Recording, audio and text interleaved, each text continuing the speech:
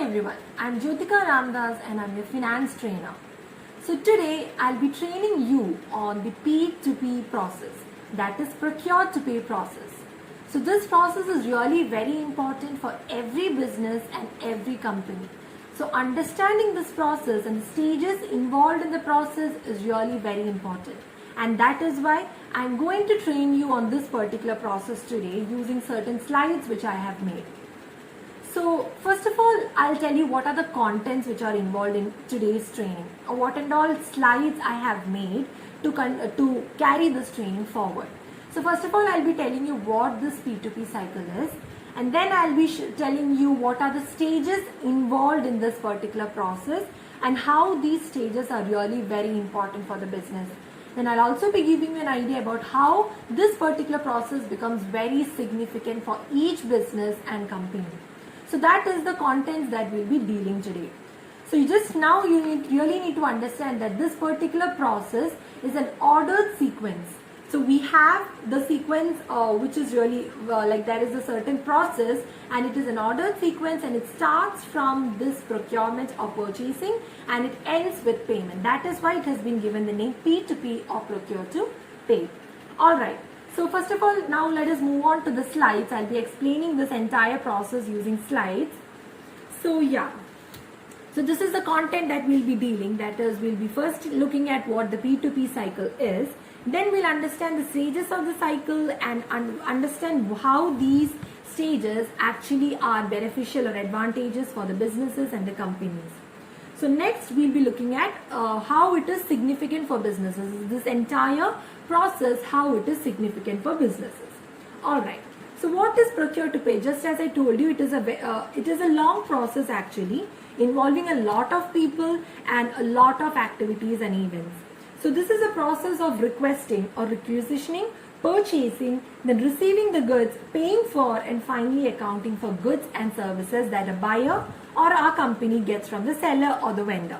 Alright. So it is an ordered sequence of procurement, as well as certain financial processes are also involved in here, because we know that when you procure something, it is a purchase, and this purchase needs to be updated in the accounts of a business. As well as we will have accounts payable, and we'll have to make certain payments and things related to that. So all these things come under the financial processes, and that is why that has been mentioned over here. So we start with the first steps of procuring the goods, sending the purchase order, looking at our requirements, and there are final steps of verifying our invoices and finally making the payments and closing the accounts payable for that particular vendor. Alright. So first of all, let me give you a general idea about how this P2P cycle becomes very important for or significant for businesses and companies. Just as I told you, we'll be looking at each and every stage, and when we look at the stages also, we'll be understanding how each of the stage becomes important for businesses, how it is advantageous for businesses. So first of all, let me give you a general idea. It is really beneficial and very advantageous for the businesses, as it actually improves the efficiency and the effectiveness of procurement. It ensures an effective procurement because through improving the efficiency, the quality of our procurement increases and the cost involved actually reduces. And the entire procurement process, since we are following an ordered sequence, we have a clear understanding of what each stage of the process is. So because of that, there is a clarity in the procurement process, and thus, because since it's very clear and there is no complexity involved, and we have a clear understanding about everything, and the chance of mistakes and fraud is really less. This process, or this particular procure to pay process, is also called as next generation procurement. This is because of all the automations involved in each of these stages and the improved efficiency that this particular process actually gives us. Because when you look at the stages, you will understand how well ordered this particular process is, and that is why this is given as a name. This is given the name next generation procurement. So just as I told you, this particular process is part of the larger procurement management process, and it's called as next generation procurement. Now, the next advantage or benefit to businesses is that there is transparent supplier relationships. When you look at the stages, you will understand that there is a stage involved wherein you will be looking at your source of procurement. That is, you will look at different suppliers and you will see which and all suppliers are available, and you will be making a list of these vendors, and you will choose vendors based on the quotations that they have given, which is a document of the prices and the quantities of goods that they are ready to sell. And based on that, you will be selecting the vendors, and you will enter into a contract with the vendors, agreeing with terms and conditions.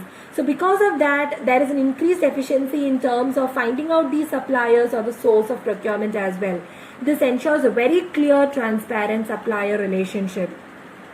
And because in this particular process, it's very clear who is accountable for what, because we have an ordered sequence, and we know that who is responsible for approvals, who is responsible for acquisitions, who is responsible for what, and who is accountable. And because of that, there are no communication barriers, there is no confusion, because if we want to know about something, we know exactly who to go to.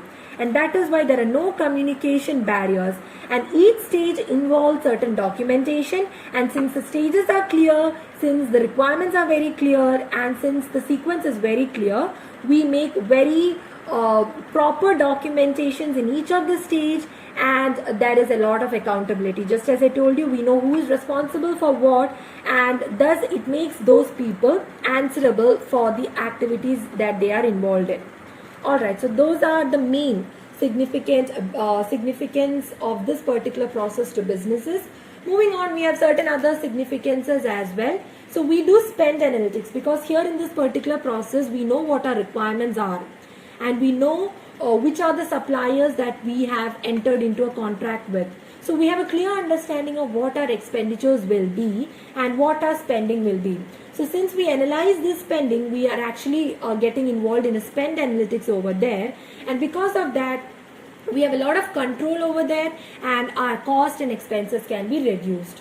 And since in this particular process, we understand our requirements properly, and our procurement is done only on the basis of this particular requirement and based on what is necessary for satisfying our need. So because of that, there is a reduced wastage of resources. We are not buying anything unnecessarily and which is not really required. Now in each of these stages, just as I told you earlier, there is a lot of automation, whether it be with regard to the warehouse run, and whether it is with regard to understanding the material requirements in the warehouse, with regard to sending out requests for quotations, sending out the purchase order, processing the payments, all and everything is mostly automated in every company and every business. And because of that, these P2P solutions actually increases efficiency. We know that with automation, the chance of errors, the chance of mistakes are reduced, and the time taken to do a particular activity is minimized, and that is why it increases efficiency. So in this particular process, we enter into a contract with our respective suppliers, and because the terms and conditions are very clear for both the buyer, that is our company, as well as the seller, both of the parties ensure that these terms and conditions are properly followed, and because of that, there are no complaints, there will be no complaints, and the legal charges with regard to suing in terms of deviation or in terms of non-compliance with contracts will be reduced, because we have a clear understanding about all the terms and conditions. So non-compliance will be effectively reduced. Now we have proper documentation for each and every stage, and since it's automated, all our accounts and our ledgers and every account will be properly updated, because it's automated and it's all computerized, and we have a lot of softwares for these automations, and which will ensure that effective accounting takes place. And along with this accounting, there will be sufficient supporting documents as well. Now this entire process, like when we look at each stage, we'll understand that once this particular purchase order is given, there is a very efficient monitoring taking place as to whether the order is being processed properly by the supplier and the delivery is done in time. So because of that, a follow-up process is properly ensured, and a proper monitoring of the processing of this order is also done. And finally, we have the advantage of effective documentation, because each stage involves certain documentation, and since we know what each stage involves and everything is very clear, as we move from one stage to another in this particular ordered sequence, proper documentations will be made and it will be filed. And we know that if proper documentation is there, it is very useful for auditors to gather evidence and to verify certain expenses, assets, inventory, etc. So the audit trail is very effective over there. It becomes much easier for the auditors to conduct their audit. So now let us look at the procure to pay cycle. So in the further slides, we'll be looking at each and every stage of this particular cycle. But now I'll be giving you a summarized idea about what are the different stages involved. Alright. So the first stage is a determination of requirements. That is, we will determine what our requirement is, what our need is, what are the different products that will satisfy our need. So there are different methods of determining this particular need or requirement. So we'll be looking into that. So once you understand what your requirement is, you have to look at the different sources. That is a source determination. So which are the different suppliers whom you can approach for this particular purchase or for satisfying this particular requirement by buying goods or inventory from the suppliers. So you will determine which sources you have.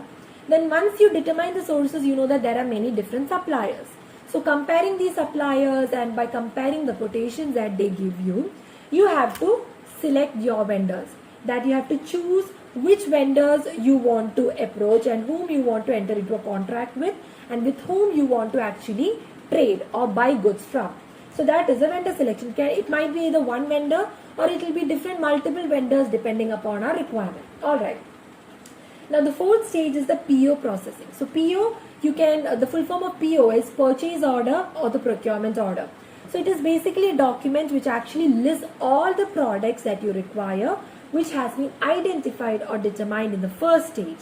So this is the purchase order document that you raise and you process the document, which means that you will have to raise a document and you have to finalize it and you have to approve it and finally send it to the vendor or the vendors whom you have selected in this particular third stage. So that is a PO processing. Now the next stage is order monitoring. I had initially told you that the significance of this particular process, one of the main significance is that it helps you monitor your order.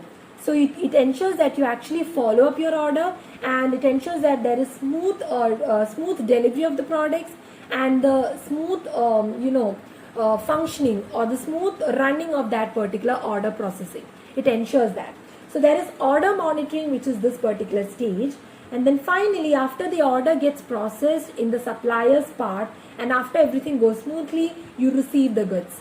So you might receive the goods into your warehouse and there is a process involved over there also. You will have to check the goods and you'll have to see whether it is in accordance with what you've ordered and whether the quality, the quantity and everything is according to how you had expected and how you had ordered for. And then you will get an invoice.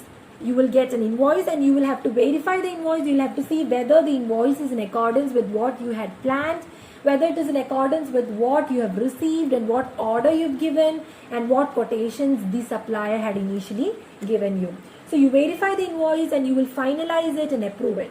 Finally, you will actually go for the payment and the accounts payable or the balance that is due in terms of this particular supplier or in terms of the purchase you've made from this particular supplier or suppliers will be settled. So the balance will be closed and that is what we have the payment part. So this is the entire cycle, that is a procure to pay cycle. In the further slides, we'll be looking at each and every stage. Okay, and we'll be looking at how these stages will be beneficial for the businesses. Alright, so now let us look at the first stage, that is determination of requirement. So this is the first step, just as I told you. Here you will determine or you will identify what are the requirements of your company. That is, what are the needs of your company. So just as I told you, there are different methods which are involved. So it might be either that a particular warehouse manager understands that the warehouse level or the materials level is going down and we need to reload it or we need to restock it. So what he does is that he goes for a specific request. Otherwise, it might be that the company is involved in a certain production run or they are involved in producing a new product. So they have a sudden need of a new material or a new inventory or a certain new customized product. So when such a necessity or such a need arises, they will go for a specific request. Or otherwise, it will be a part of the materials requirements planning.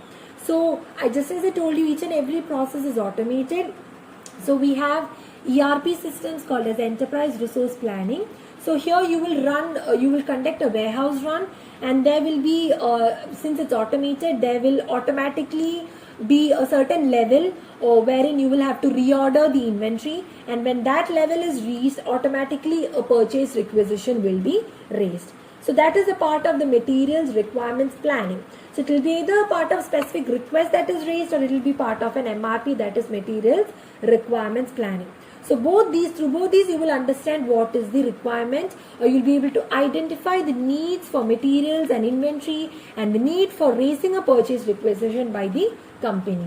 So thus, after understanding the need, a purchase requisition is created. Usually it is created by the warehouse manager or the people who are actually specifically involved in the production, who actually require that particular purchase to be done. So purchase requisition is created. So what happens is that you might create a purchase requisition initially, and then you might have to make certain changes to it once you understand any further needs, or when you think that okay, certain products are not required. So when such changes occur, these will be updated and a final purchase requisition will be made. This purchase requisition will be approved, it will be finalized and it will be approved by respective managers. So sometimes it might be a warehouse manager, it will be some kind of senior personnel. So that is a determination of the requirements of the company. Alright. So now what are the benefits of this particular stage of the P2P cycle? The benefit is that once you understand your requirements, you know that you have certain needs to be satisfied. So whether it is for a particular production of a particular product, or it is for restocking your inventory or your warehouse. So whatever it is, you know what your requirement is. So you know the right kind of product which will satisfy this particular need or this particular requirement. And the next thing is that if you do not know what your requirement is, you might give a random order, or you might order something which is not really necessary, and it will end up in wastage because the resource is really unwanted. So there is an increased cost, that is unnecessary cost, which will be reduced if you identify your requirements properly and order accordingly. Alright. And the next benefit with regard to this stage is that since you have a clear understanding of what your need is, your whatever things or whatever inventory you give an order for, you have a clear understanding about what it is for. Like what is its purpose, or what is the need that it is going to satisfy. So it is not unclear, or it is not very complicated, it's not very vague. Everything is very transparent, everything is very clear. So even when you receive the goods, you will have something to base your checking on, because you can check the goods or the goods that you have received, and you can see whether it actually satisfies the specific need or purpose for which it has been bought. So there is a clear transparent understanding about why you need the goods for, and what is the main purpose or the need that is satisfied by this particular purchase order or this particular purchase request. Alright. So next is source determination. That is the next stage. So this stage actually allows you to look at various supply sources. It helps you analyze various buyers or various suppliers or the various vendors who are available who can satisfy your purchase requirement. So here what you'll do is that you look at your various sources, and your preferred vendors will actually be made into a list, and this list is called as the sources list, and this will be a part of the master data since it's a very important information. So the vendors or the suppliers available to you, the different sources available to you, is a very important data, and that is why it is included as a master data element. Now what you'll do is that once you understand these sources, you need to raise a request for quotation. Now you need to know what a quotation is. So quotation is basically a document wherein the supplier actually tells you what and all goods they have, and how it will satisfy our needs, to what extent it will satisfy our requirements, and what is the rate that they charge for those goods, and what are the discounts that they might give in case we buy in bulk, etc. So there is an option like if we buy in a bulk, they might give you a certain discount. So there will be trade discounts, there will be settlement discounts, and many discounts available. So all these things will be informed to us by the supplier through the quotation. So to all these vendors which we identified in this particular first stage or in this particular stage of source determination, to all of them we will actually send a request for quotation. Now, how do we make this particular request for quotation? So the thing is that we had identified certain requirements in the initial stage, so we know there are certain needs which need to be satisfied. So we look at the different vendors available and we look at which vendors can actually satisfy our needs and sell goods which actually satisfy our requirements. And we also have certain policies for our company with regard to what is the maximum cost that you can actually bear, which is the acceptable level of cost or expenditures.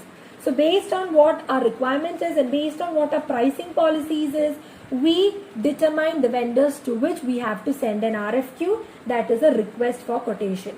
So in this request for quotation, we will say that we need certain products. So please tell us whether you have the products and whether you have the products according to the quality that we need, with the features that we need, and with the prices. Like what are the prices that you charge for these goods?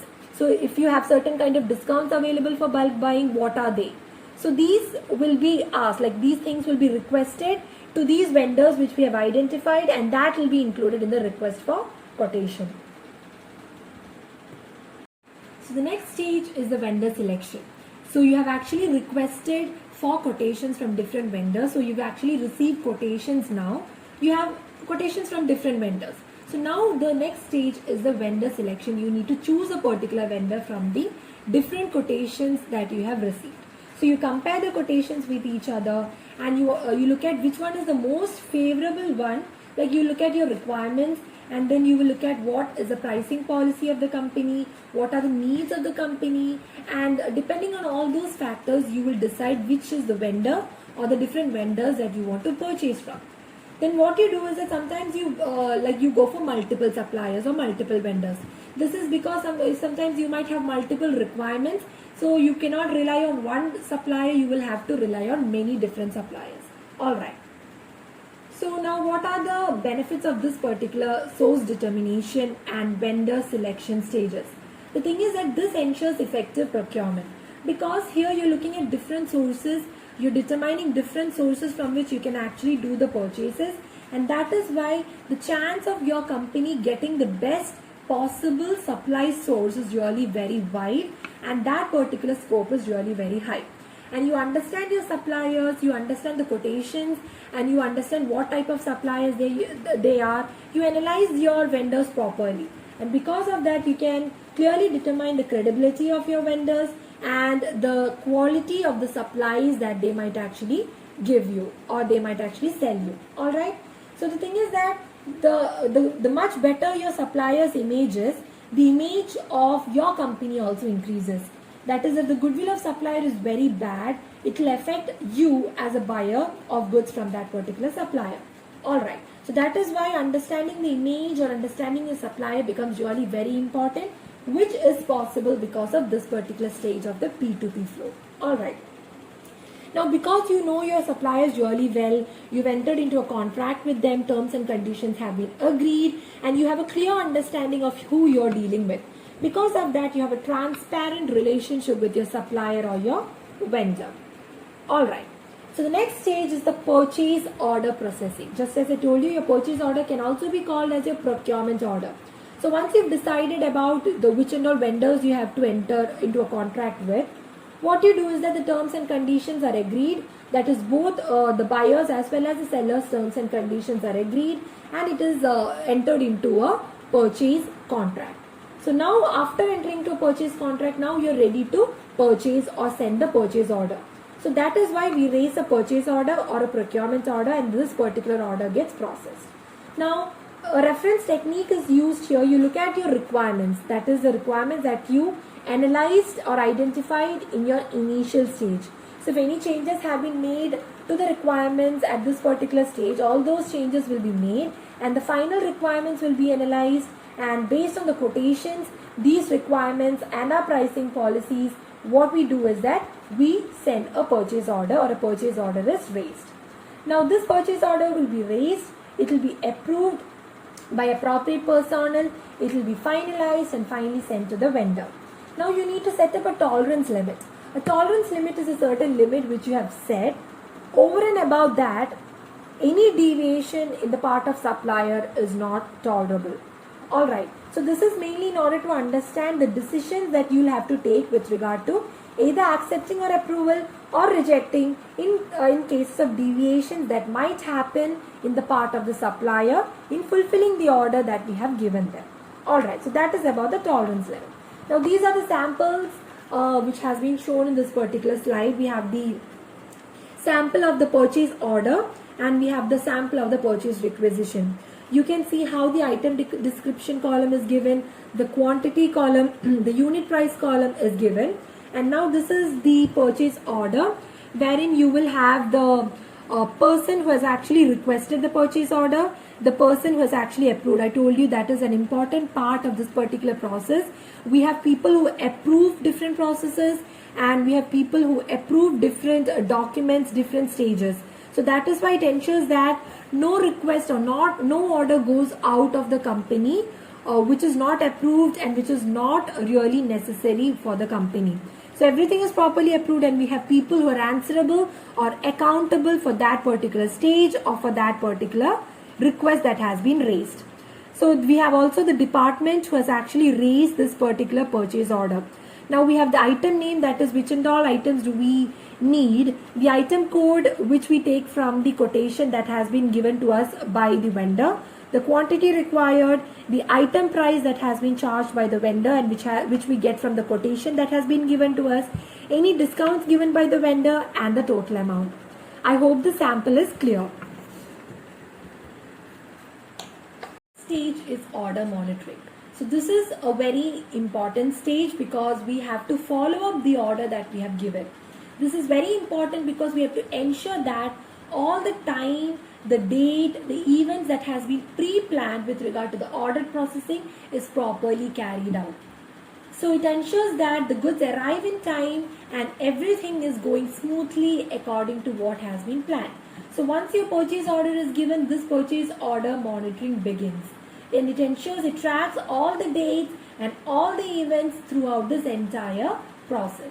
Now another thing is that if we do not properly follow up and properly monitor this particular order processing, even if there are certain bottlenecks and even if it is not going according to plans, you will not be able to rectify it timely. But if you are continuously monitoring it, if you are continuously following it up, even if there are certain problems and if it's not going smoothly, you will be able to rectify it timely without any delays and without facing any stockouts or without facing any delays with regard to delivery of the products that has been ordered to satisfy requirements as well as needs. So that is about the order monitoring stage.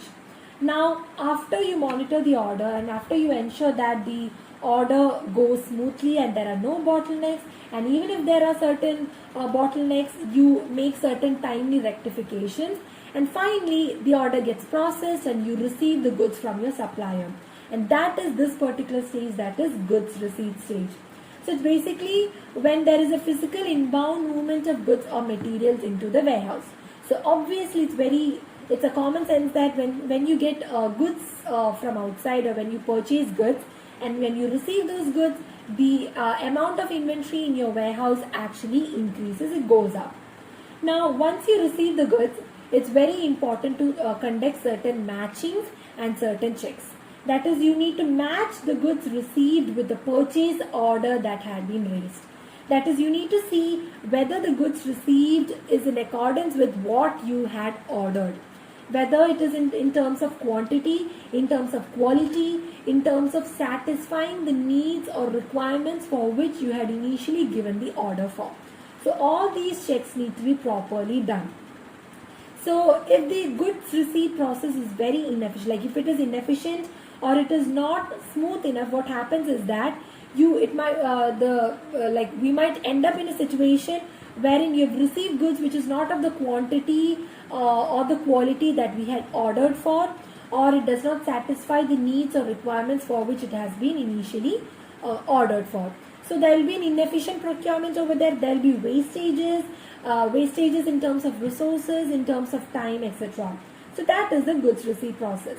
Now once you receive the goods, you might receive the invoice along with this particular goods, or otherwise you might receive the invoice afterwards. So when you get the invoice also, you have to make certain matchings and you need to do certain reference checks. You need to ensure that the goods received is in accordance with the purchase order given, and the invoice received is in accordance with both the purchase order given as well as the goods that has been received, as well as the quotations that the supplier had initially given you. So this is to ensure that your cost doesn't go up unnecessarily because of paying a wrong invoice. So the invoice should be according to what has been planned and what has been decided and what you have received. Otherwise, you call it a blocked invoice. And if it's a blocked invoice, what you have to do is that you have to rectify it with your supplier. You might have to send the invoice back. You have to rectify it with the supplier, and you have to get an actual invoice or the correct invoice done. So we can do a three-way matching over there. And after that, what you do is after the verification is done, your invoice has been confirmed or it has been finalized. So once it's finalized, you do the postings. You do the postings in terms of the subsidiary ledgers and in terms of the final ledger. That is, in your financial accounts, you do all the updations and all the documents will be properly made. Okay, this is once your invoice is verified and once it is finalized. So there is a certain journal entry which you need to know. That is, once you receive the goods and the invoice, you have not cleared it. Because only once you finalize and verify the invoice, you can actually account for a payable. Alright. So initially when you get the invoice, what you need to do is, and the goods, you need to debit your purchases and you do not credit a payable account. Instead, you credit a goods received or an invoice received clearing account. Because as of now, you have not verified your invoice and you have not finalized it. So only after finalizing it will that become a liability for us. That is, only then will it become a payable for us. Now once you have verified it, you have to make a double entry. That is, you have to account a double entry in your financial statements or in your ledger accounts to cancel this particular clearing account. So once you cancel it, you will have to create a liability. That is an accounts payable account in terms of that particular vendor. So this is a reverse entry that you will have to pass.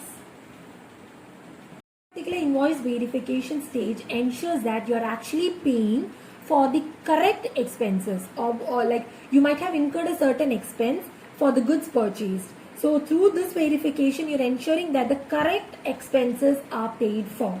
So that is one of the main benefits of this particular stage. Now I've already explained about blocked invoices, so I won't be explaining that again. So next we have the final stage, that is the payment stage. I don't think I have to explain this a lot because you know what payment is. So once the invoice has been verified and it is finalized, this is informed to the finance department, and what they do is that they process the payment. So usually it might be automated payments or it might be manual payments depending on what the requirements are. And you do once you do the payment, you make simultaneous updations in terms of subsidiary ledgers as well as a general ledger. Now before doing the payment, you'll also have to look at the balances for that particular vendor, because you have to clear those balances and then you have to make further payments to clear this balance as well. So track of these account balances of that particular vendor should also be kept, and it should be easily accessible as well. So once you make the payment, all the supporting documents will be completed, and you know that when you have supporting documents, you have a clear audit trail, and it becomes much easier for the auditors to verify these expenses, to verify these purchases that has been made, and to raise evidences. Alright. So once you make the payment, once the payment transaction is complete, whether it is an automatic processing of payment transaction or a manual one, a final check needs to be done or a final review needs to be done in order to confirm that everything is according to how you had planned and that there are no errors or mistakes over there. So now this is just a summary of what this procure to pay is. It is basically the process of integrating both the purchasing and the accounts payable systems, and to create greater efficiencies by focusing on each and every stage and by increasing the efficiency in each and every stage. So we have the larger procurement management process, and this particular cycle is a part of this larger procurement management process. So with this, I complete this particular training session. I hope this particular cycle is very clear to you. You need to understand each and every stage properly in order to efficiently apply this particular cycle in a business or in a company. So I hope everything is clear. I hope all the slides are clear. So with this, I conclude this particular session. Thank you. Particular invoice verification stage ensures that you are actually paying for the correct expenses, or like you might have incurred a certain expense for the goods purchased. So through this verification, you're ensuring that the correct expenses are paid for. So that is one of the main benefits of this particular stage. Now I've already explained about blocked invoices, so I won't be explaining that again. So next we have the final stage, that is the payment stage. I don't think I have to explain this a lot because you know what payment is. So once the invoice has been verified and it is finalized, this is informed to the finance department, and what they do is that they process the payment. So usually it might be automated payments, or it might be manual payments depending on what the requirements are. And you do once you do the payment, you make simultaneous updations in terms of subsidiary ledgers as well as a general ledger. Now before doing the payment, you'll also have to look at the balances for that particular vendor, because you have to clear those balances and then you have to make further payments to clear this balance as well. So track of these account balances of that particular vendor should also be kept, and it should be easily accessible as well. So once you make the payment, all the supporting documents will be completed, and you know that when you have supporting documents, you have a clear audit trail, and it becomes much easier for the auditors to verify these expenses, to verify these purchases that has been made, and to raise evidences.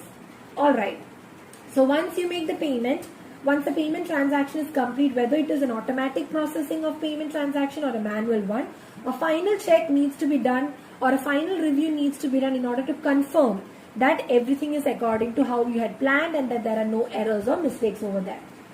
So now this is just a summary of what this procure to pay is. It is basically the process of integrating both the purchasing and the accounts payable systems, and to create greater efficiencies by focusing on each and every stage and by increasing the efficiency in each and every stage. So we have the larger procurement management process, and this particular cycle is a part of this larger procurement management process. So with this, we come to the end of today's training session. I hope everything that I took today is properly clear for all of you. So with this, we are done. Thank you.